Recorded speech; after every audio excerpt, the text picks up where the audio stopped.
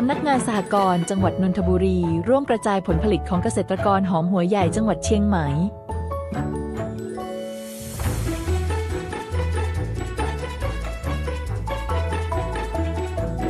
กรมส่งเสริมสหกรณ์โดยสำนักงานสหกรณ์จังหวัดนนทบุรีร่วมรับซื้อผลผลิตเพื่อช่วยกระจายสินค้าและพยุงราคาบรรเทาปัญหาผลผลิตล้นตลาดของเกษตรกรผู้ปลูกหอมหัวใหญ่ในจังหวัดเชียงใหม่หลังผลผลิตช่วงเดือนกุมภาพันธ์ถึงเมษายนออกสู่ตลาดจำนวนมากส่งผลให้ราคามีแนวโน้มลดลง